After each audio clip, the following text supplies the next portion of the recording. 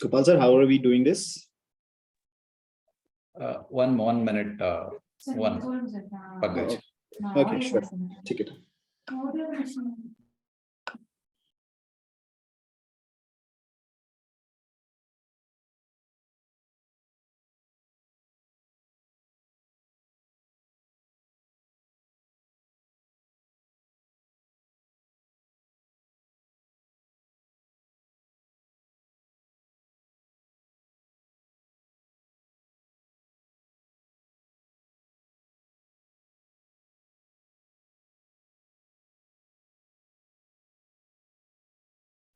Hello.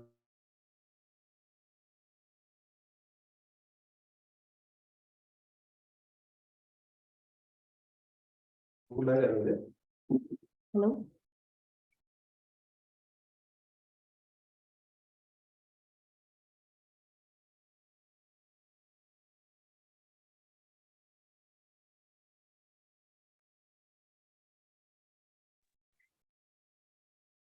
So, well, since everyone is here, we should get started.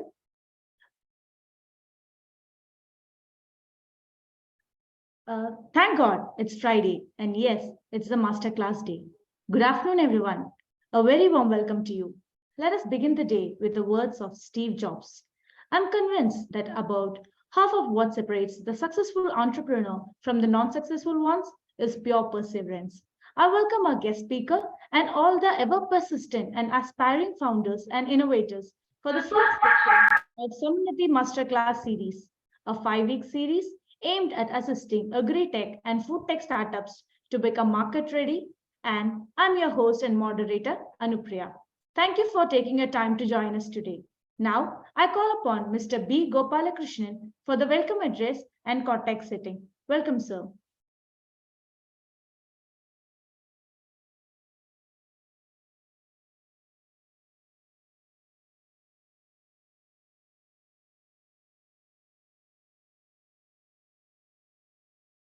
Hi. Good afternoon, everyone. Let me introduce myself. I am P. Gopalakrishnan. People call me BG. I am the head of Samunnati Startup Initiatives.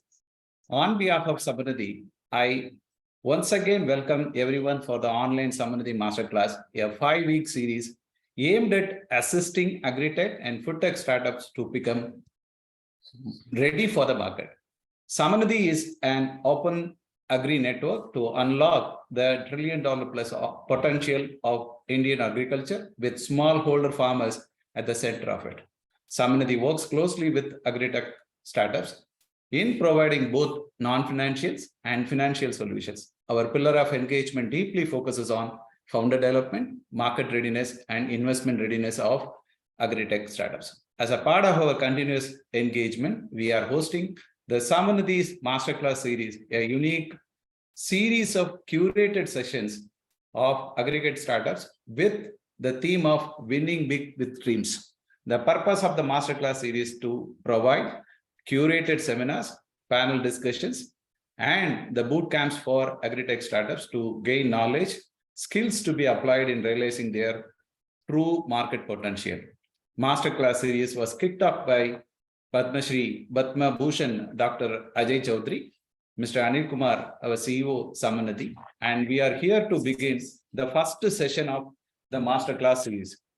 Today's session is aimed at help you build your confidence and shape you to make better, high impact, and compelling pitch deck.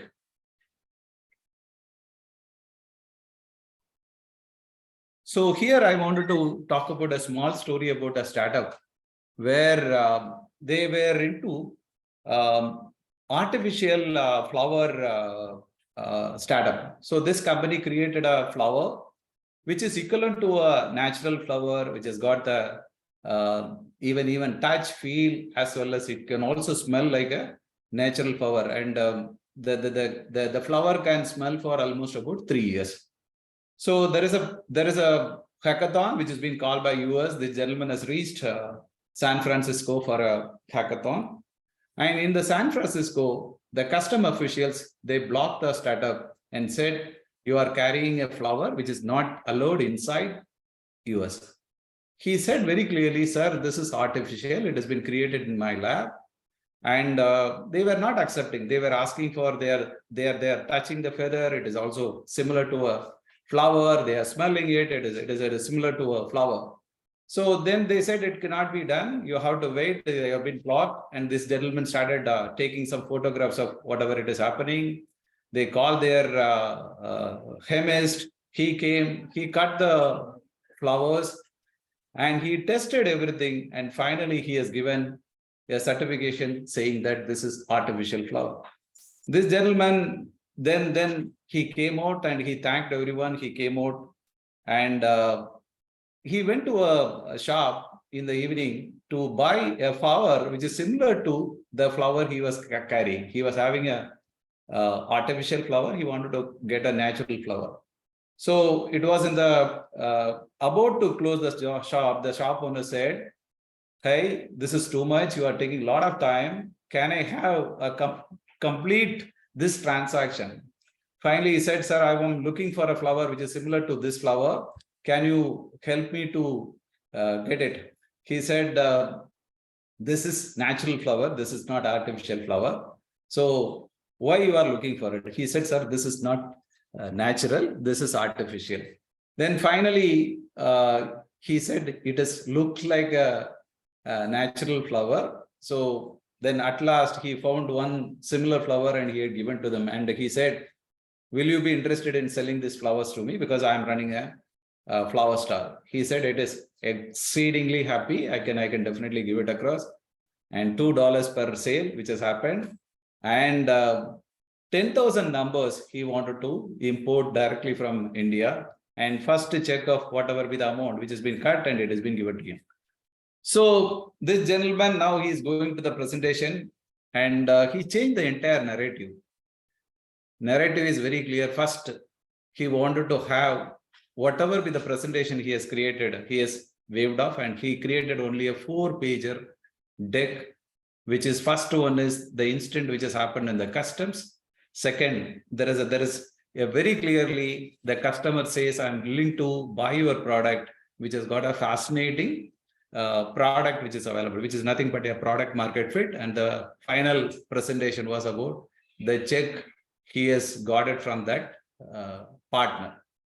So the end, what is the story is all about? Finally, he got the hackathon. He got his first Series A investment from the US and he came back. So it is very, very important to understand what is the nuances of storytelling, the high point, the low point, and whatever be the turning point of the pitches, so that you will be able to create a compelling pitch for your own ventures.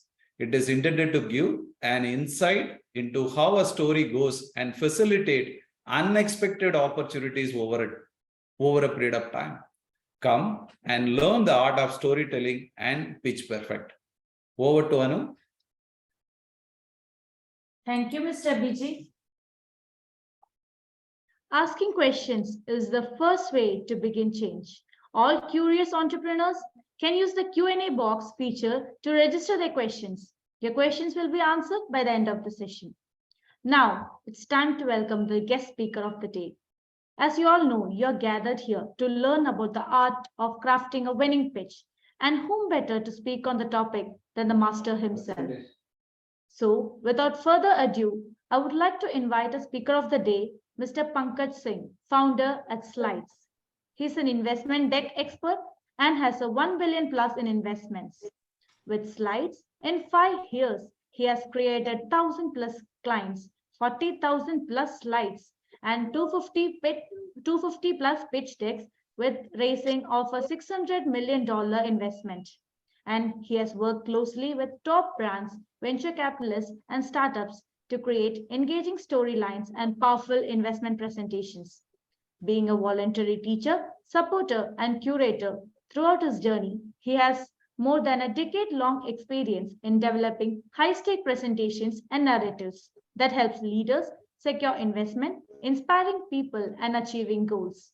We are very eager, sir, Mr. Pankaj, to listen from you the subtle art of startup pitching and storytelling. Welcome, Mr. Pankaj.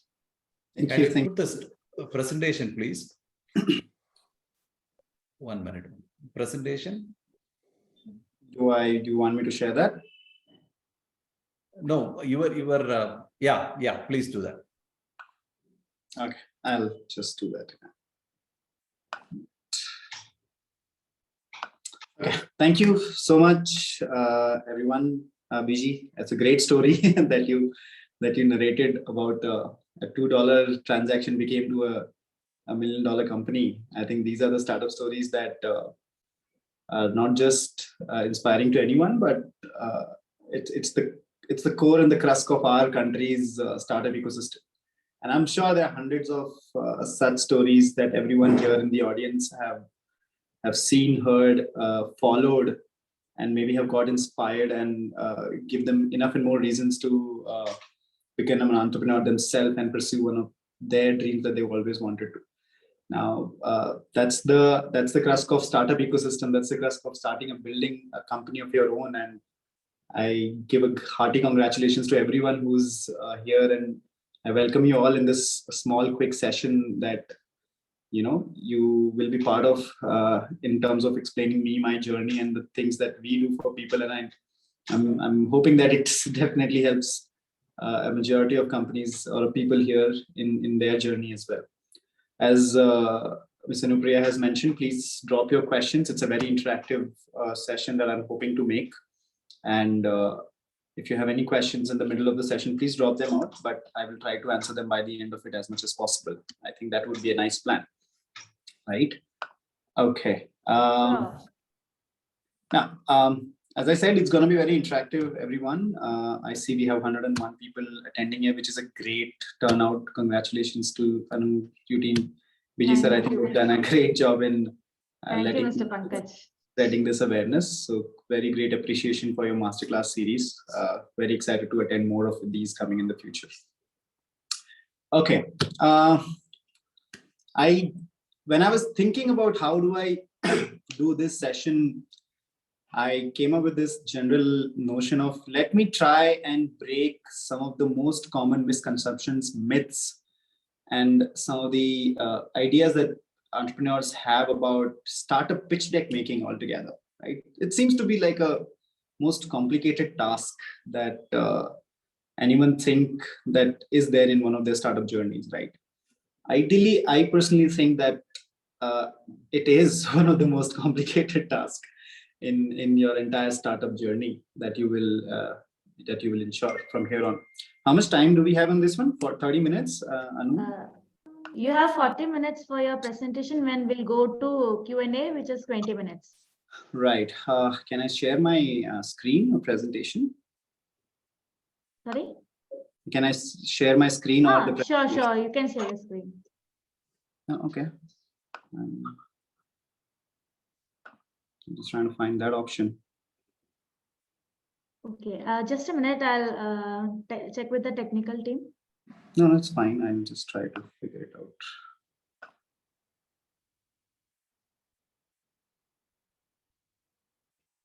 Yeah, there is no screen sharing option as of now. Just give me a minute. I'll just figure it out. Please. Thank you. No worries. So while Anu figure out how we can present our case to all of you guys, I'll give you a quick background on what I do and why am I the right person to give you this solicited advice on how to make a presentation. I'm pretty sure you guys are entrepreneurs. It comes very naturally to everyone to speak about their businesses and their passion towards what they're building. But when it comes to creating investment decks, I think the passion kind of takes a backseat. It becomes very technical. It's become something that not everybody is super aware of. It becomes one of those cases where you have to give one of your best shots in front of the investors. And there is the way you should do this is with a steady guideline that you should follow. And this guideline can help you appear as one of the smartest person in the room when it comes to talking about your own business, right? The biggest notion about VC investment or investment fundraising is that we as a founder assume that the VC on the other side or the investor on the other side of the table knows everything. And trust me, that's the biggest misconception. He does not know anything. He has the idea about the money, how to make money, but about the concepts that you would present to him, he might be very surprised on what you have built or what you are building in the future for these kind of companies that you presented to them. Right? I'm in this business of creating presentations for almost 10 years, almost a decade of my life that I've given to this business. I started this company right after my college. That was in 2012.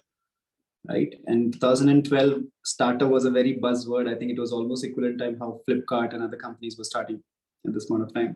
E-commerce was a boom. Startup became very in word for everyone. They were very hyped up word. And when I started this, the only data point I had to start this company was that I am good at making presentations. That's it.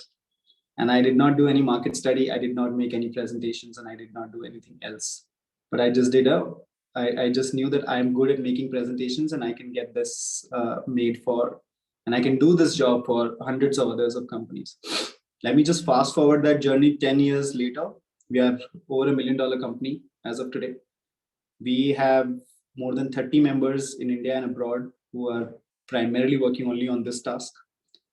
In the last 10 years of time, we have created more than thousands of decks, thousands of startups, out of which we have got 250 to 270 companies funded. The cumulative wealth on these companies funded was over $1.5 billion. And obviously, I wouldn't want to say that we are the guys who did it in terms of getting them investments, but we facilitated the transaction in terms of making the presentation in such a way for these guys, which was easy to consume, crisp, clear, sharp. And I'll show you some of those examples, some of the well-known companies that you know of in the segment. And especially since this is going to be an agri-tech space, I'll show you some of the examples of agri-tech space as well, and give you a couple of examples on how these companies presented themselves and what was the outcome and how the process went, what kind of inputs did we arrive at, what did the investor ask, how did they get funded. I'm sure everybody has these two questions, right? When a startup get funded, one, why did the investor fund that company? And second, if you ask that to a VC, you can ask a simple question: why did you invest in that company? He'll give you an answer. And the second question that you can ask the startup founder, that what did you pitch to a VC that you got so much money for funding? Right? These are very, very intriguing two questions that everybody's brain pops up every time you see a news. You know what, a company raised $5 million or $50 million or $100 million round altogether, right? Bizarre money, big money that you sort of see on the screens, and you'd be very surprised at why have they got funded. And so these are very fundamental questions that your brains pops up. We'll try to answer some of those in this particular session as soon as we start our screen. Anu, have you able to figure this out? Hi Pankaj. No, we are just working on it.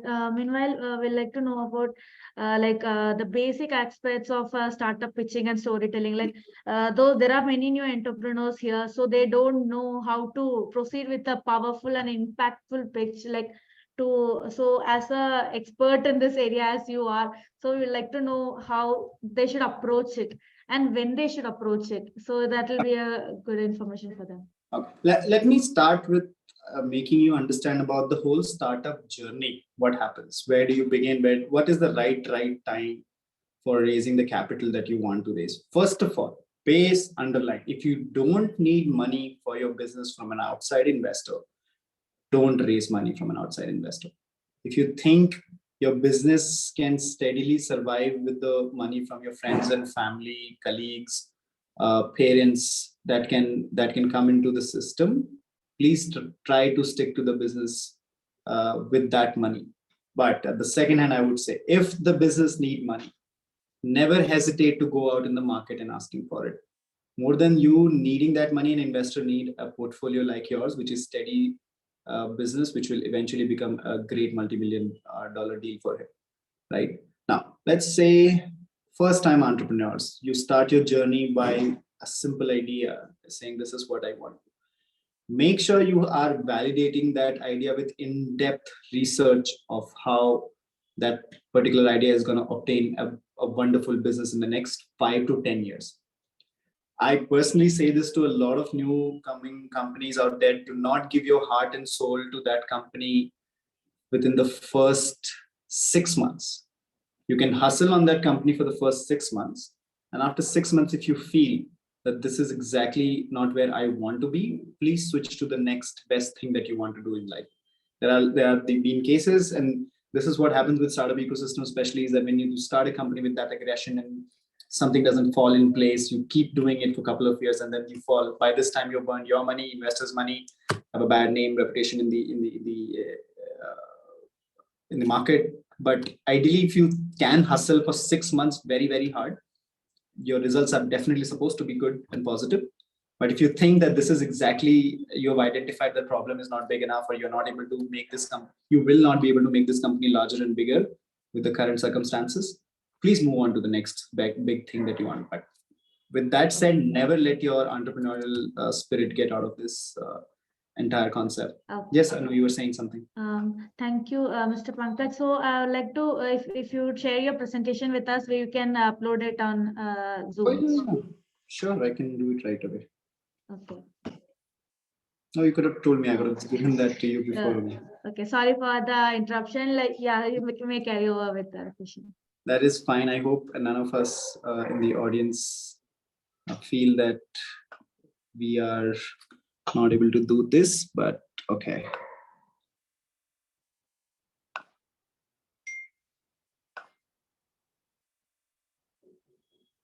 Yeah.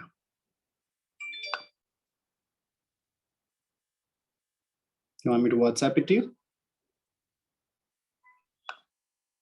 Sure, sure. Okay.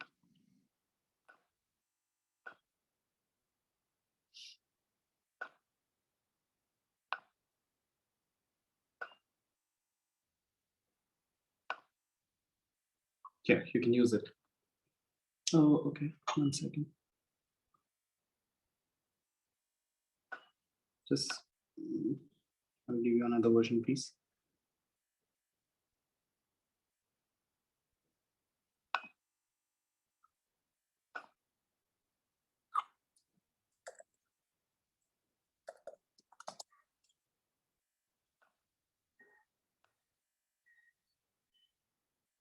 So hi, meanwhile that happens, so we are already, our question answer is already overflowing. So would you mind to take 1 or 2 in that? Yeah, please. Why not? Shoot, please. Okay. So so like there's the different questions like is it, so if there is a sorry, 1 sec. So what is more impactful, a single person presenting a presentation or multiple people presenting a presentation? So if there are multiple people presenters, will it affect the tempo of the presentation? No, not at all. You imagine it, you're going with your entire squad or team in front of an investor. Yes. You never have to worry about just presenting alone.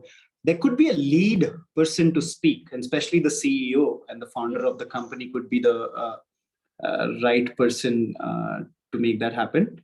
But apart from that, if you are a technical team, please take the technical team CTO with you. If you have a chief marketing officer, take the chief marketing officer with you, because eventually the money that anybody is going to receive will receive on their first. And I'm assuming that there are very early stage startups here, so the best shot that you have with an investor is with the strength of your team altogether.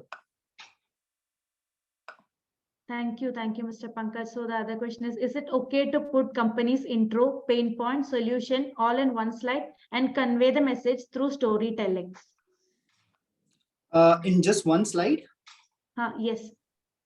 Well, that is a good practice to have. I wouldn't say it is not a great practice to have. You primarily can do that all the time, in fact, right? But don't do that for pitching it to an investor. Might just do it for, say, expressing or generating an interest from an investor. For example, I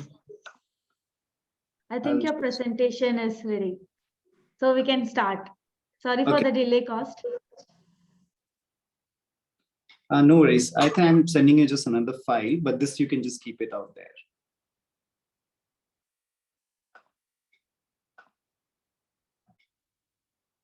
It's a little larger, I thought.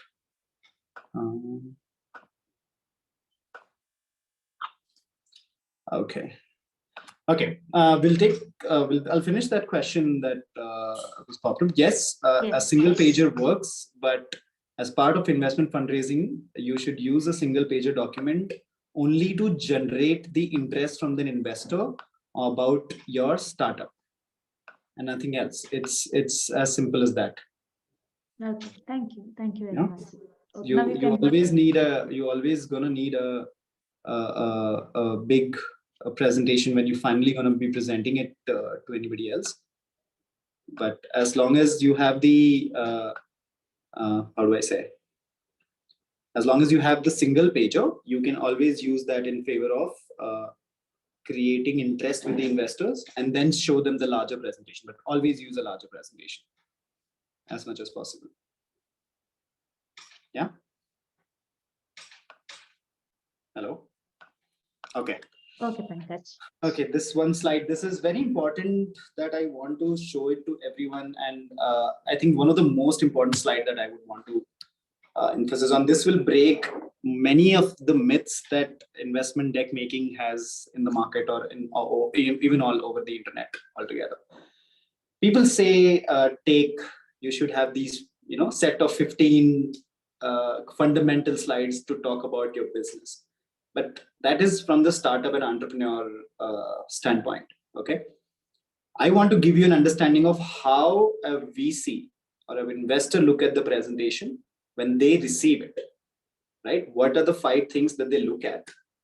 Because you as a founder are very intrigued and into the business and you want to do that very, how do I say, very aggressively. You want to showcase everything to the startup pitch that you will make. But let's just step back and let's just see that what does the startup investor would primarily be looking at and which are the companies which get funded in these fundamentals of there.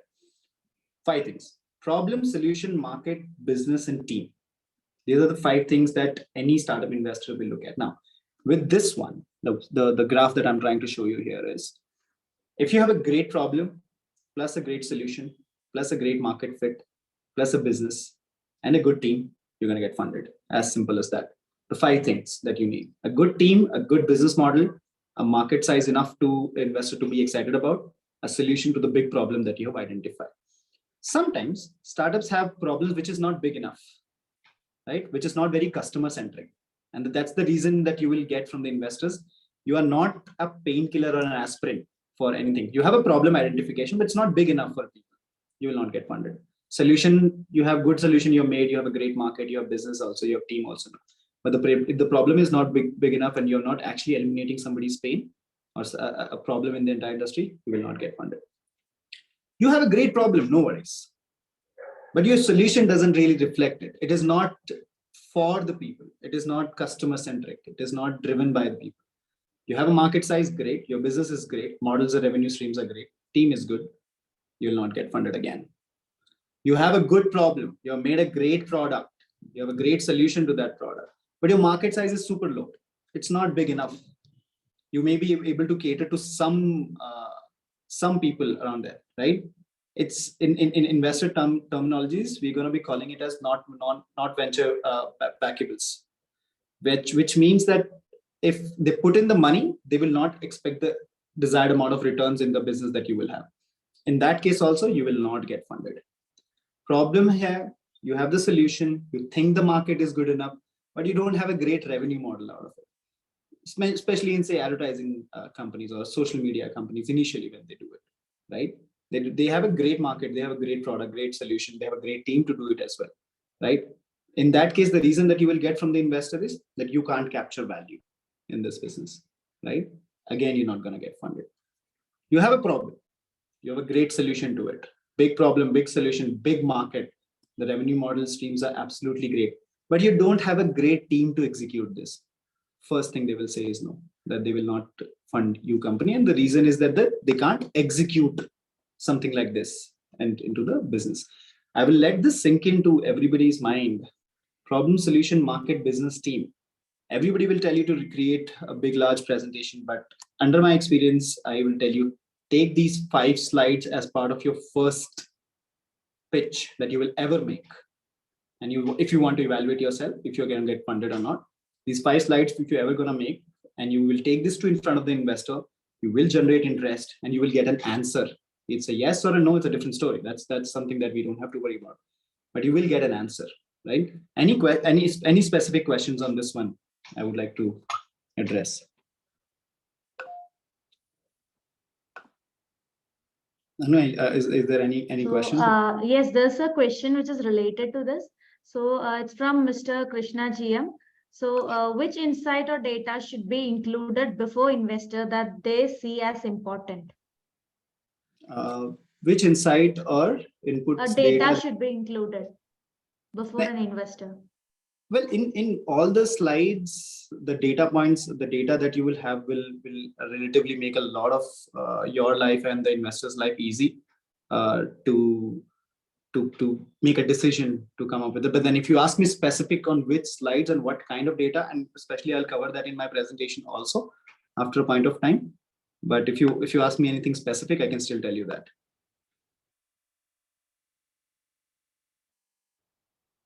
There's this other question from Ms. T. Geeta. So when you say early stage startup, what do you really mean to say? Is it related to its age of the startup or the startup which has a product and ready to go for the market? Okay, very good question. Whoever has asked this. No, age of the startup does not matter in the early stages. Early stages can be defined by multiple factors altogether. The first factor I personally believe that early stage can be defined is by the product stage that you are on. So if you have built and identified a problem and you're building a product and then you are going for an investment, can be called as an early stage.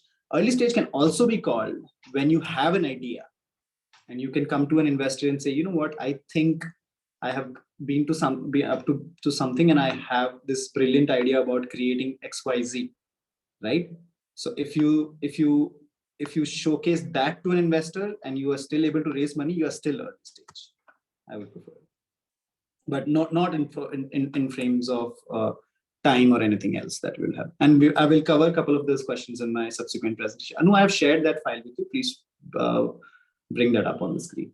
Okay, definitely. So we can take one more question before that. Sure. So it is from Mr. Krishnan GM. So should a pitch deck be in PPT? Can it be video or animation or just a prototype? Whatever that you are comfortable with, but fairly speaking, for the sake of the investor, always keep a PDF format, not more than 5 to 6 MB as a file size if you ever look at it. But storytelling has no boundaries. Storytelling has no specific tool needed as such. So always keep in mind that you can always go ahead and use any medium of tool of communication with the investors, and they will be receptive of that for sure. Okay. So there's this when you're talking about revenue model. So there's this question from Ms. Sudha A. So how to create a revenue model slide of a pitch deck? And kindly elaborate on the. I will do that. Please share the screen presentation that I just shared. Yes, with you. definitely. I'll have all of that. So yes, it is shared. Thank you. Okay. I will try to wrap this up very, very quickly, and it'll since the interest of time. Okay. A perfect pitch, as I mentioned just now, the 5 slides that I showed you. Can you go next, please? The 5 slides that I showed it to you are the amalgamation of a perfect presentation that an investor would like to see. I'm again telling you, always make a presentation with respect to how your particular investors would like to see this, right? Anu, can you go to the next slide, please? Yes, sir. Gokul, can you present the next slide?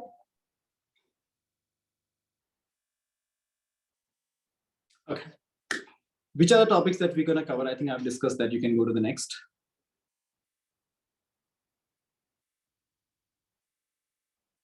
Gokul, can you present the next slide?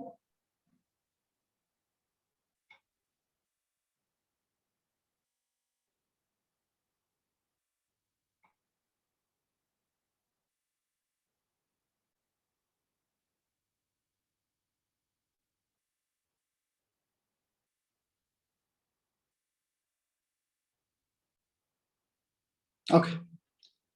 There are ideally 15 points that I would like to cover here with this particular presentation that you have. And each of your questions will primarily be solved and answered with these 15 slides that I would have. And I'll show you some of the examples of these by the end of the presentation as well, but I'll do the Q&A as well. Okay, Anu, you can keep changing when I finish the slide and I'll tell you. So, Sure, Pankaj. So the first thing about the cover page and it's the most simplest thing that you should do in your presentation, and what you should not do is also something that I mentioned. And the cover slide of your presentation, do not use any data as such. We are India's top 10 company in this. We are disrupting a $1 billion market. You don't have to say all of that.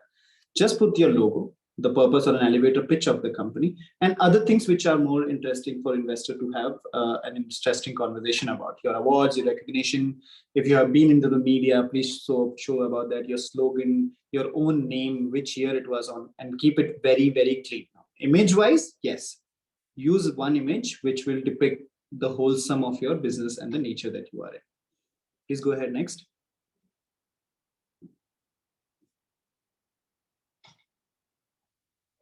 Okay. Everybody has a very different approach with investment deck making. People say that let's start with the problem. I feel that's a very negative approach to begin with initially.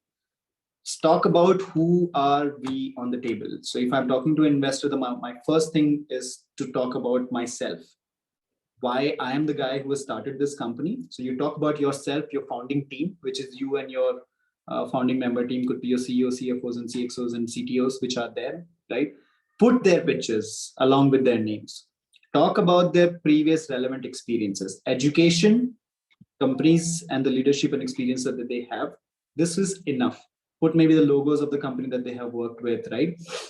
Showcase that why this particular team of say 4 to 5 members or 3 members initially in early stage startups, how is equipped to execute a dream that they all have seen together, right?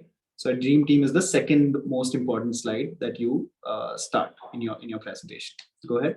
And there is no set hierarchy of it. You can always play and shuffle around as per your presentation, but always go ahead and start with the dream team. It's always very an advantage to you. Go ahead. As soon as you have the team, I urge startups to have an advisory board from day one. If you are on the first day of your company, start having an advisory board. What that means, you can call to Mr. BG and say, can you be on my advisory board, and can you show path to us in terms of how to go ahead? Take senior people in your team. There is no better combination than a young blood starting a company with the backing of an experienced elderly person to ground them and teach them whatever that they need in their entire journey. A great advisory board, preferably always should be preferred from your own industry. If you are a health tech, from a health industry, if you're an agri-tech, from an agri-tech industry, somebody who has been there, done something, and you think that his advice is valuable to you, please use them. Now, multiple ways to get an advisory board made for yourself. Technically, if you get them, you should reward them with either minute of the equity in the company. If not, you can reward them in kind and whichever ways that you think is the best that you can do, right? Anything that you don't have an experience and you can replace them with an advisory board, you are completely completing that circle of entire dream team that you would have. So a great advisory board, and the third slide itself is a great way to begin your presentation. Can we go next, please? Oh, there's one question from this part of your presentation.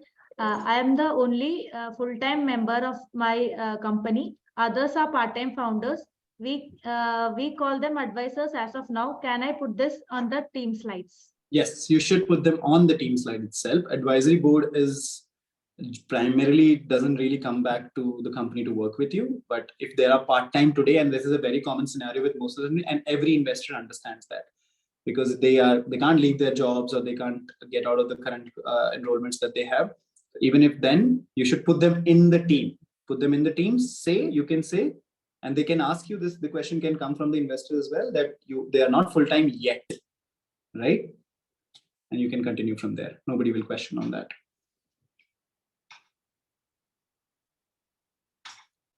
Can I continue? Any more question on that? No, Pankaj. Okay. Now here comes the whole data problem statement solutions and everything, right? And there is no fixed parameter of how you should do an hierarchy of these slides. You can either start with creating presentations from the problem statement itself and everything, but I'm trying to show you something which is the most relevant and most exciting for most of the investors. But apart from that, everybody will tell you 15, 20 slides you need, but I showed you 5 things in the beginning. If you make those 5 slides and you don't make any investment deck unless you are a series or a pre-seed or a seed company to go for $1 million round, you do not need any more detail than that to get an excitement from an investor. So those 5 slides are the most important, but we will cover everything since this is a masterclass. Market and customers, right? This is a very interesting question. And I think there was one question that came in, which said, how do you come up with and write market understanding about your customer that will eventually buy and which will eventually help you in revenue and growth, right? First thing, there is a general market focus, right? Which is name the market, what's the size in units, revenue growth, how big it is, how it is growing. That is very important, that you can find from any reporting company all over the internet. It should be available for you to have it addressed. The question that an investor will ask you, and especially these days, they do not care about how much big billion market it is today. How much of that total market can you address, right? That means if the market is $5 billion, or say even smaller, so just $500 million, how much of that market with your strength and with your company are you willing or are you going to be addressing a market? And if you are addressing a smaller part of that market, mention it. What's my target market? What's my subsector? Even if it's a larger sector, you can't just say that my 5 billion market, hey, we can just continue from there. No, you will always have to boil it down on the funnel and say that I'm going to address this. Even there is more complication to that. Even after addressable market, what is my serviceable market? So if you total addressable market is TAM, my serviceable address market is SAM that you identify. And most of the investors at the early stages will ask you that how much are you going to address it? Let's look at it this way. You're not going to start addressing the 5 billion market from day one, right? You will gradually increase on it. So your funnel will always go up, and I'm getting more and more customers and more business and more revenue. So you have to tell them, where do you start? How much can you address? Are you going to do 1 city? Are you going to do 2 cities? Are you going to do 100 cities at once? Right? If it's a geographical business that you have, if you have global business, right? You can't just say that my world is my market. I'm going to take 1% of it. My market size would be huge. No, you have to tell them how are you going to address it. What's the roadmap for that addressing as well? So a total addressable market and a total serviceable market identification is very, very important when you showcase your market sizing, right? Some of the companies which specifically ask you in that market also that who are the people that you're going to target? What are the characteristics of the people? Are they small companies? Are they large companies? If it's a B2B business. If it's a B2C business, you should give personas of people that are there. For example, if you are targeting me as a person, who is Pankaj? What kind of personality traits he has? What's his income group that he lies in? What does he spend his money on? Why would he spend money on my commerce website or my business altogether? So if you can go that deeper with your thoughts, even in the early stages, you will have a huge respect from the investor that you understand this, right? And if you understand this, that means you will have a gradual plan to increase the market size and eventually go for it. Talk about your customer and talk about your market. It's the same thing. And you should always spend your major time in identifying and making this slide much better. Any questions on this? Oh, we can move on to the next slides. Please go. Okay, there's a big slides that you can write. The problem and the solution slides that you make, right? Some of the times I've seen startups showcasing problems that they personally feel and they think it's big enough for the entire audience or entire group of people that there are. Ideally, you should have a lot of data points and backup research in terms of identifying and proving that the problem really exists or not, right? In most of the VC language, the first thing that they ask, is it a big market problem? I mean, you've identified a market. Is it only to a certain audience or a region or a sector that it lies in? Or is it a problem worldwide, right? Where does it lie? That identification is something that you have to give it to the people. But very interestingly, what happens is sometimes startups comes to us and they say, you know what, we're going to be creating a market. We're a category creator, which is perfectly fine altogether. But a category creation is a concept of behavioral change. That a person, when you change somebody's buying behavior, they're buying your product. It's a huge task on your hand, and no investor will uh, agree to that at the very early stages of your task, right? So you always have to give them a backup answer of why this problem is big enough. It could be so that 5 years before the problem didn't even exist, but today it's one of the biggest problem, and you are the one who's identifying it. He's going to question you that why have you identified, but the world doesn't see that problem as that big enough, and you should have ready answer to that. And the question can go from, if you think there is a big problem like this, how are you going to have a good solution? If you have a good solution, why there is no solution as of today already for this problem? So a problem statement is never going to be just about, okay, you know what, this is the problem that I have, right? It is always going to be about how big the problem is and how you're going to solve it, right?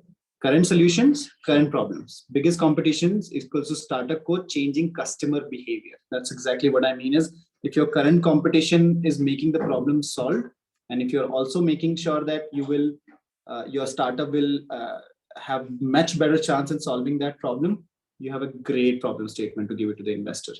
The questions, if you ever get asked from an VC that I don't think that's a big enough problem, and if you don't have research numbers to showcase or back your cause, then you have lost the entire funding game altogether.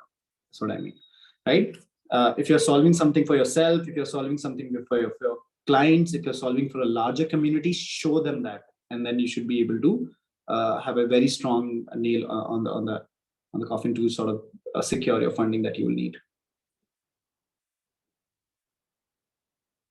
Okay, we'll move on to the next slide. Sure. Now, if you are so strong in identifying the problem, trust me, showcasing a solution would be a piece of a cake or a piece of work that you would have. It's not going to be that difficult. Show them in 1 to 5 slides. You can take as many about your product, your service that you have. Show the screenshots of your product or how does it work. Show the demo of the product. If you don't have a demo, make a video or keep it ready. Or you tell them how did you solve it if it doesn't require any tech intervention, if it requires manual or a serviceable approach. You show them, but show them the product. If you made a shoe, take the shoe, keep it on the table and say, I made this shoe. If you go and made a cup, just show them that this is what I've made. But everybody believes on what they see. Even if you have a digital product, try to show it digitally. If you have a physical product, try to show it physically, but show to the investor right in front. It should be in your hand all the time. When Steve Jobs used to release his products, he always had this in pocket, right? So you should keep that in mind, that if you want to sell your product to anybody in the world, and if your first customer is your VC, show him the product right in listing. And this is not a very big ask these days, because if you follow Shark Tank and when you see that people bring their products, show them, make them taste it, make them experience it. So if you have anything, solution is nothing but the experience that the VC will have with the product, and have real fun with it. Show them that why you are very excited about this solution, and you can always go.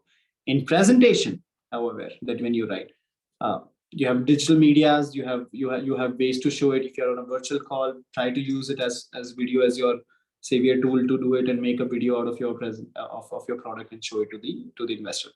There could be a smaller teaser which could just show quickly about what the product does and everything. Initially, investors might not be very interested in the first call, but they will always be very interested to see the product after a while, for sure. Traction slides is one of the important ones, but the early stage, if you do not have a traction, that's important question.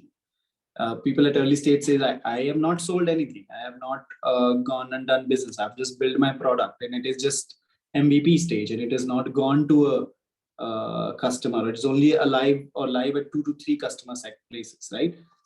Does not matter. You show them the milestones that you have done, right? The timeline that you have done in your course. You say, I'm in the last 6 months, I have built this product and I've got so many people to use it. If not so many people, I have been used by this one particular company or this one particular group of people who are having a great experience with it. Traction also means that how the product has been hyped up and what the customer feedback for a certain sector also is going to look like. So if it's a very early stage investment that you're seeking, you need to give them a great customer validation on your traction slide as well. But otherwise, if you think you have revenue, you are a pre-revenue company, you give them, and you are say 6-8 months to a year old company altogether, give them anything which is performance driven metrics. I say, can you please go back? You can always give them performance driven matrices, right? What's the customer's lifetime value? How much are you, how many customers have you acquired in the last so many years? What's your current rate of success with these customers, right? What's the kind of sales and revenues that these customers have gotten into the company? How many people have you given free demos to? Have you done any feedback sessions with them? Is possible. But every business should have at least 5 to 6 key metrics of its success, and that is something that you showcase on the traction slide altogether. Any questions so far? Please tell me.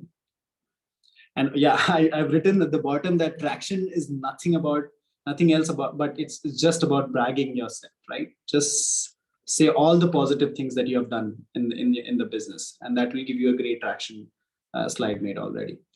This is something that I already covered. If you are a startup without an revenue, don't say that we are a startup without revenue yet. Just show them what's the taste looks like, what's the customer feedback looks like, how much have you done, and people will understand that. Investors do not expect you to make revenue at the first stage itself. But don't worry about that. People think that if we don't have money that we have made, we can't raise money. That's a misconception. You don't need to make money to raise money initially, for sure. This is interesting, and this is something that investor will grill you or ask you for the most of the time. The market fit slides that you have to showcase to them, it should have what's the market landscape looks like, what's an direct competition looks like to you, the biggest competitor in the status quo, and how are they changing the customer behavior. The diagrams that you can use are simple. You can show markets landscape by a pie chart or something, or you can show a comparison with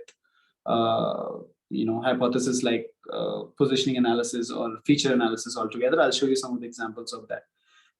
If you have a great understanding about your competition, like not just 1, 2 here in the demography or region or sector or country, in fact, globally, if your product is global in nature and you are creating that analysis with these competitive brands and you understand their playbook, then you have to go ahead and showcase that what have you learned with these playbooks and these industries altogether. So never shy away from understanding your competition and understand their playbook, and then write that about that. What have you understood about those companies into your competition?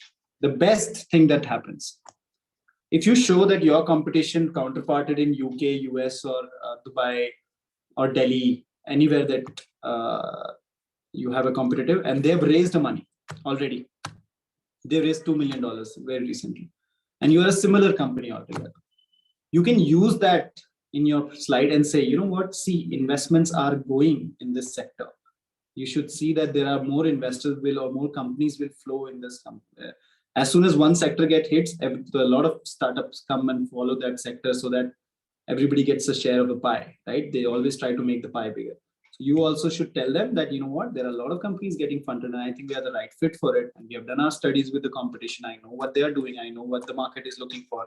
And that way you should be able to come up with a great market and competition slide altogether. Competitive advantage, as I just mentioned. If you say you've studied your customer and your competition, then you should tell your investor that the advantage that you have over them. What's the current competitive advantage? That means why you are better from them today.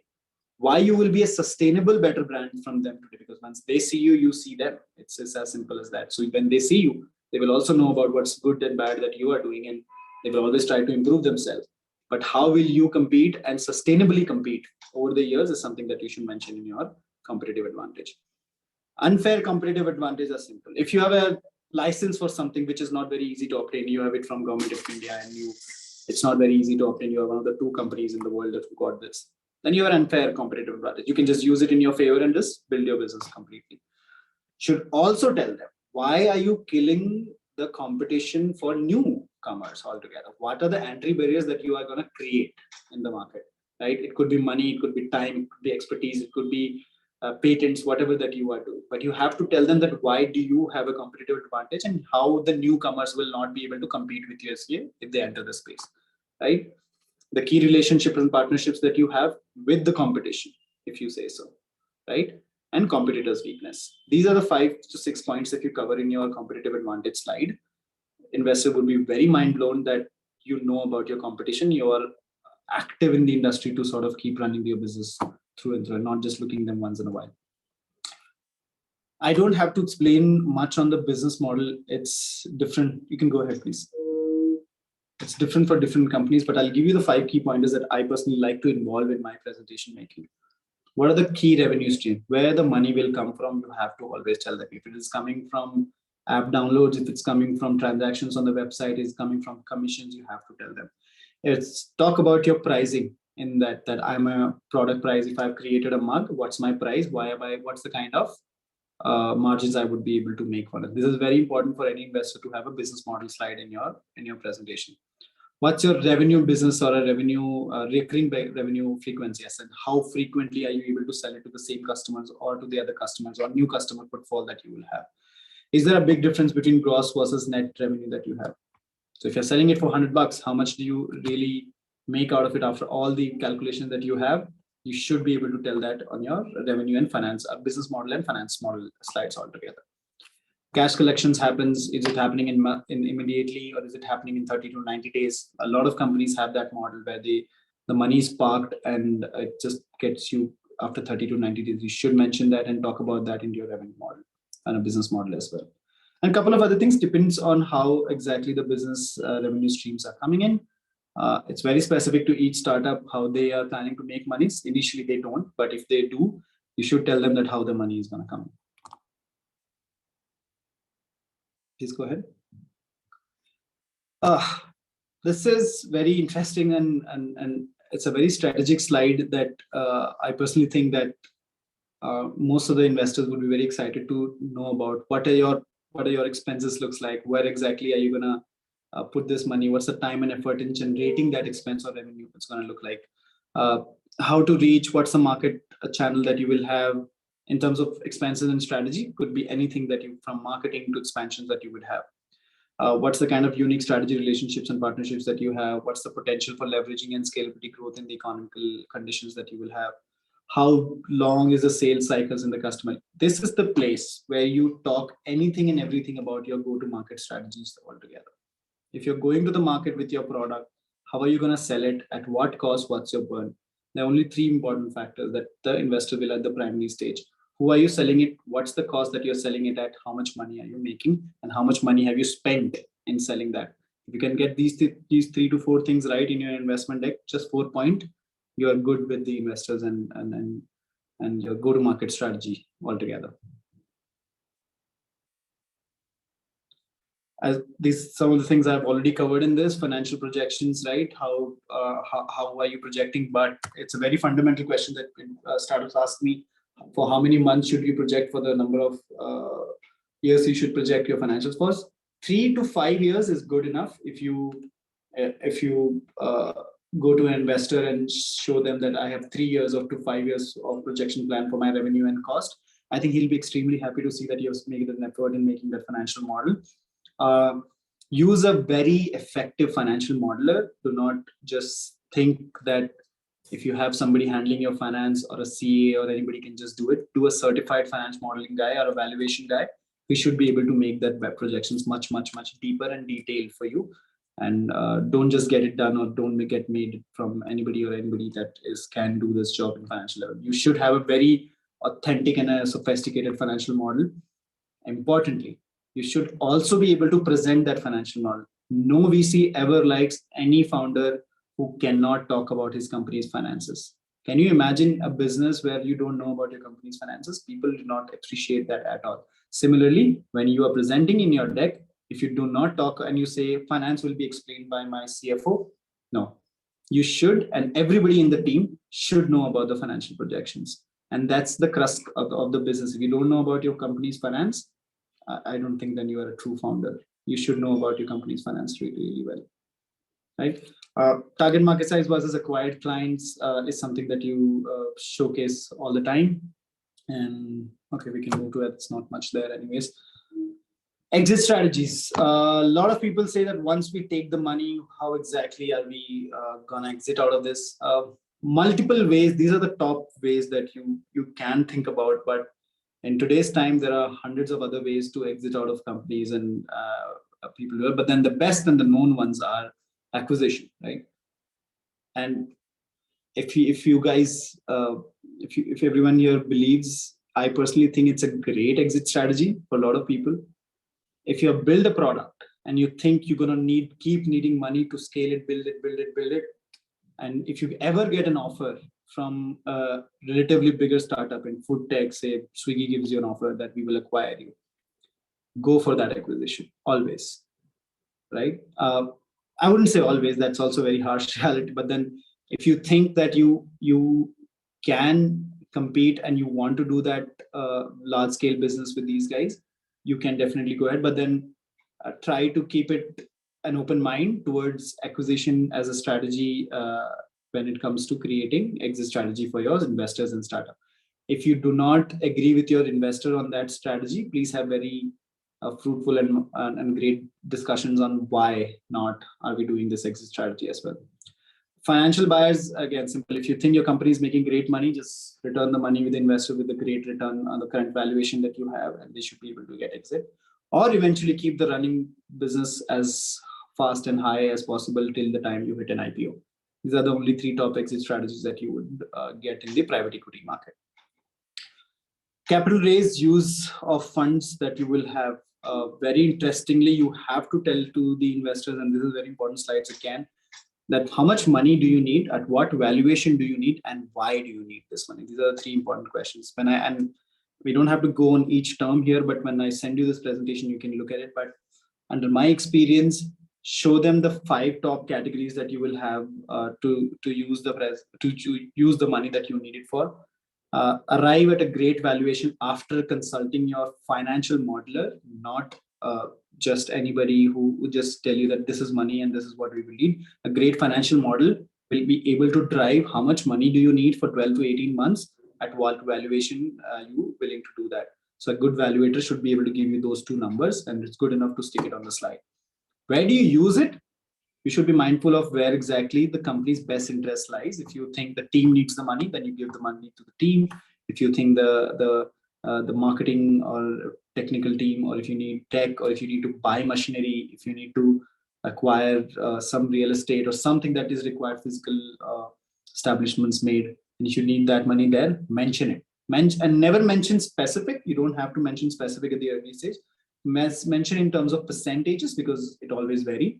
So if you say 5% will go to the marketing, 20% will go to the tech talent acquisition, next 20% will go for the tech, 30% will go for, say, marketing and sales strategies altogether. But show a pie chart with some of the slides that you will.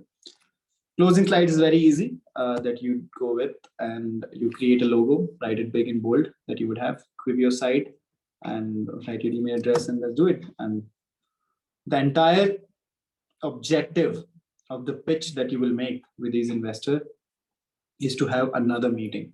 Remember that by the time you will get a signed check, you would be at least doing the same presentation 10 to 15 times with the same investor. He will ask you to keep presenting it over and over again. So never think, if you get a no, you get a no. That's simple. You get a no after 1 or 2 meetings as well. But otherwise, if you are actively talking to an investor, remember, you will always be presenting this slide over and over again. He will always have some questions on any of the slides that you have made so far. Yeah, these are appendix slides. This is something that I've just created for people to use this, and we can go ahead and share it with everyone, and they can use this for the rest of the thing. Okay, definitely, Pankaj. So, okay, we'll take the Q&As now. Can you stop the screen? Yes, definitely. Gokul, please take down the presentation. Okay. Thank you, Mr. Pankaj, for sharing your knowledge and experiences with us. And my sincere apologies on behalf of my team for the technical glitch in the beginning. It happens. It happens. So, in spite of the glitches, it was sure as an interactive webinar since you were asking questions in between. And now let me recollect the famous quote by Mr. Jack Dorsey goes by, make every detail perfect and limit the number of details to perfect. So your session today can't be described any other way. So I'm sure the participants are motivated by you to deliver the most value out of their ideas in a pitch perfect way. So the participants who are present throughout the session, this is a quick announcement for you. So you will receive a participation certificate from Samunnati, and the topic for the next masterclass session will be announced at the end of the session, and a feedback form also will be circulated. So please stay tuned. With that, now the forum is open for Q&A. We'll go ahead and take some questions registered in the chat box. So the first question will be, if there are patents, how should we highlight them and the slides? If you have patents, I think it's perfect. Even if you have applied for these patents and you've not been granted, that does not matter. You can't show them. You always get a patent number. Please showcase and tell them what the patent is all about, and the VCs will understand that. Okay. I see some of the questions here on the chat. Okay. Rahul asked me how you thought of building slides. Rahul, it's a very simple answer. I was very good at college for building presentations, and I thought this is what I want to do for everyone in the country, where I built that company from there. So it was a very simple, passion-driven business. I did not intend it to be this big as a company, but it just happened. I have Subhashri. You have two questions. One, I basically have two ideas on a food product and one on the fashion. How do I make a pitch deck? Like, should I separate one of each one? Should I make pitches of the companies which have both the products? Make different pitches. Both are very different industries altogether. I don't think that you can make into a single pitch deck. When you have this dilemma that you have two ideas, always validate both of them. And I mentioned these 5 slides that you should make at the beginning. Make those 5 slides and pitch it to almost 100 people and see how exactly they react to your ideas. And if you think that is enough and more generated, then you have good to go from there and start building on that. Okay. Yeah, please. So this question by Ajinkya Amber. So if a startup don't have any problem to solve, but have started their venture in an all-established and proven market with already established key players into it, but the market is quite open and has a potential of business growth with other opportunities. Although also the startup is having a good market-driven team with experience and a good product catalog, then can the startups be funded? Yes, absolutely. Absolutely. And in fact, it's a great question. The way I answered to is this: any mature market was grown over the year. If you see a smallest of the player and the largest of the player in that market is going to make money for sure. So if you are in a mature industry, if you enter the space now, one thing is for sure, that your company won't fail. That because unless something drastically goes wrong, you will not fail because of any other circumstances, but you will make money and you will grow. How slow, fast, and everything totally depends on how much capital do you infuse in this. But yes, you can always raise capital only on a factor of differentiation. If you are a new player in the market, how different are you from anybody who's out there making money? If you have innovated something in the same space. In fact, I personally and a lot of investor friends personally like someone who has proven market is there and they are proving a new concept in this and then making a business idea out of it. It's the best strategy ever.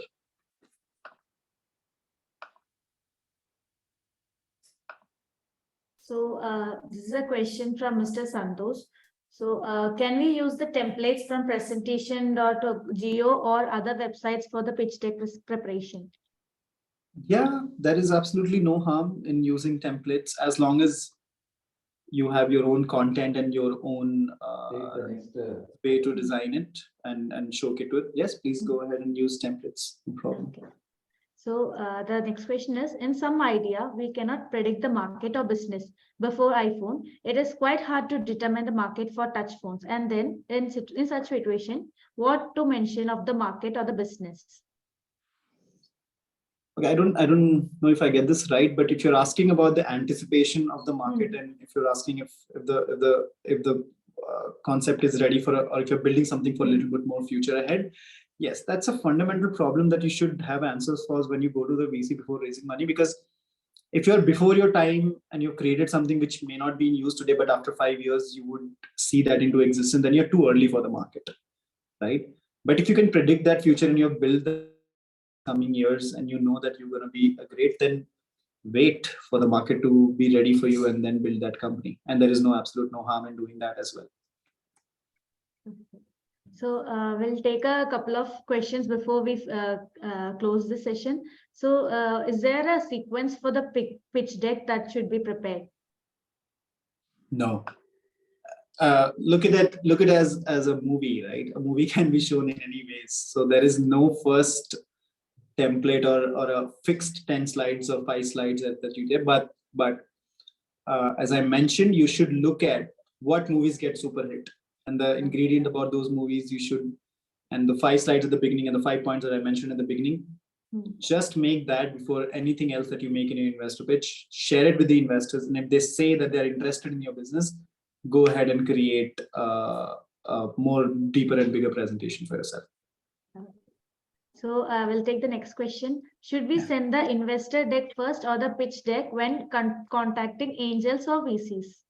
Send a teaser document first. Never send your pitch deck. It's a confidentiality hazard, I personally believe. Send a teaser document. That means you're sending 2 to 3 to 5 slides, depending on what you show to them. That does not mean that it does not cover, but it should cover problem, it should cover solution, it should cover market, it should cover team, it should cover the business. These 4 to 5 slides, if you are able to give it at the beginning, then you generate the interest from the investors and then make the presentation bigger. Okay, thank you. We'll take one last question before ending the session. Sir, we have developed a product, not yet gone for sales and no traction yet. Is it the right stage going to investor or fund? I think this is a question for all the investors here. So can you just brief on what is the right stage that you should be going forward? It is absolutely right stage to go to an investor and ask for an angel money. As long as you have done thorough research on the problem that you're solving and has a great potential with the product that you're building, no investors will want to miss out on that opportunity to early engage with you and give you the desired money.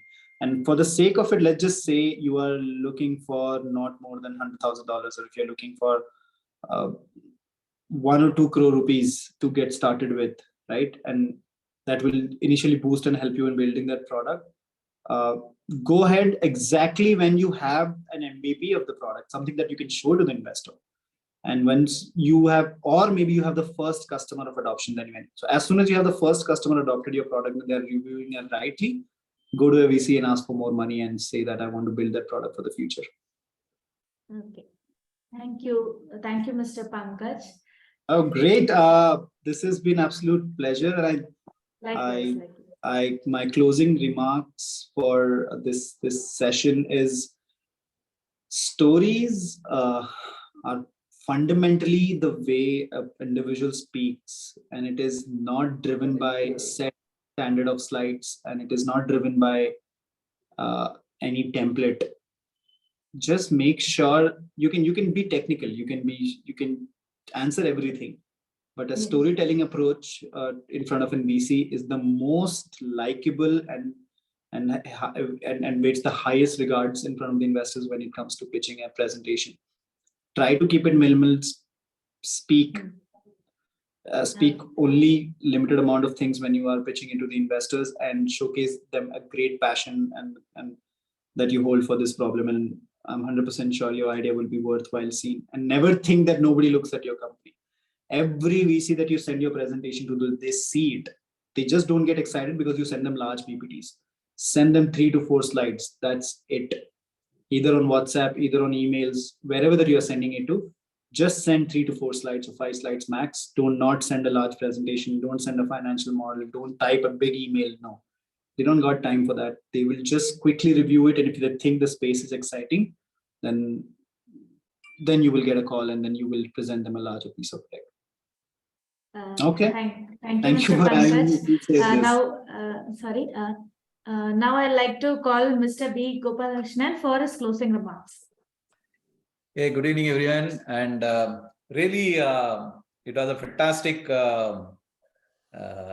preparation for creating a high impact, what you call, to make a presentation. What are the component which is very, very important, because I think Pankaj has covered the problem, solution, market, business, and team. So I'll tell you normally what are the things which we look for when we go for more investment. For example, I am also there in many juries. First, we will look for proof of problem. Then we look for proof of idea, which is probably the solution. Then the proof of market, which is nothing but the product market fit. Then we look for something called proof of business, whether it is a scalable business, whether it is only a domestic business, whether it is an international business, and the core of all the things which will come only on one instant, which is on the team. So I think Pankaj, it is really a fantastic collation of all necessary things. And for startups, we always say that two things actually. Okay. First and foremost, we will be doing sell and sell and sell only, because most of the time you are selling for idea, you are selling for your manpower, selling for pitching. Then you will be solving a lot of problems. That is in the initial stage, because when you are going alone, you will be selling. Okay, Pankaj, you have to come as a co-founder. Are you interested? Then he will asking what is the purpose. So it is always about selling idea, then solving a huge problem. And then comes, you have to be resourceful. At the end of the day, for anything which is needed, you have to be resourceful so that you can organize yourself. So selling your purpose, selling your idea, selling your venture, selling your unique value proposition, which are all very, very crucial. And I think, Pankaj, you are able to connect with the people and you communicated whatever be the things which is needed for making a pitch. And finally, there is a convincing point, because the closing side you have covered. The goal of the meeting is to fix the next meeting date. I think it is one of the very, very reassurance for all the founders most of the time. Sir, thank you very much. We will see you. But you have to ask the last question, when we can meet you next time, or when we can connect back, or what is the next step. And he also said, send a teaser first, which is very, very important. Most of the time, if you send the full deck, you will not able to, the person will not be in a position to articulate the things. These are all one of the most important point. And in sales, our bosses are told very specifically, always be closing. Okay. Always be closing is one of the statement which is being used in sales very often by many of the people.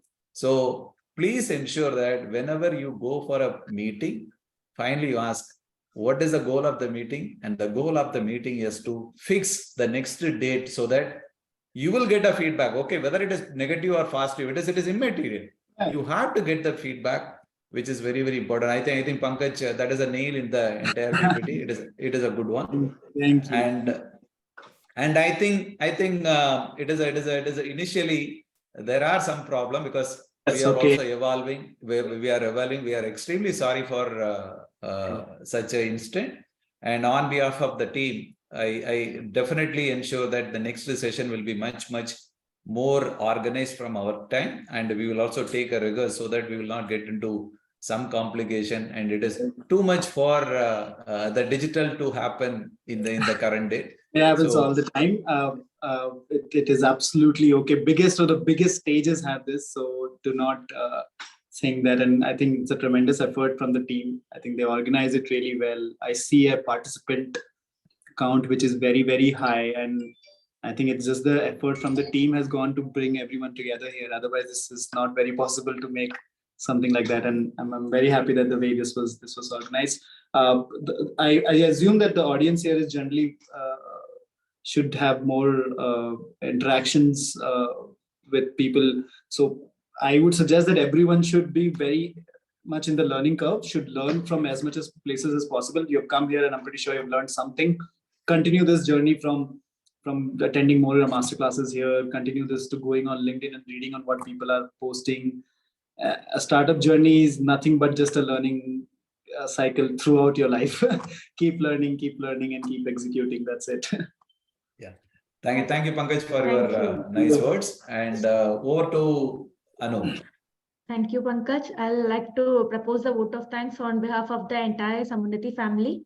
I'd Thank like you. to thank Mr. Pankaj Singh for sharing his knowledge and insights.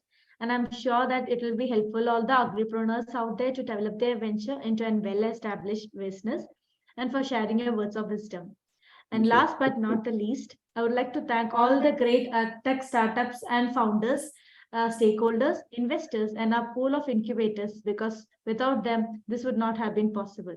And a huge shout out to all the audience who are watching the event live on YouTube. For regular updates, we recommend you to follow us on social media. And thanks again for joining us today. We'll see you in the next week's session. And the next week's session is already shared in the Zoom. So registrations will open for the session soon, and regular updates are always available at startup@samunnati.com. Thank you. And we are here to provide additional support. Thank you, everyone. Thank you for joining the session. Thank you. Thank you, Ms. Pankaj.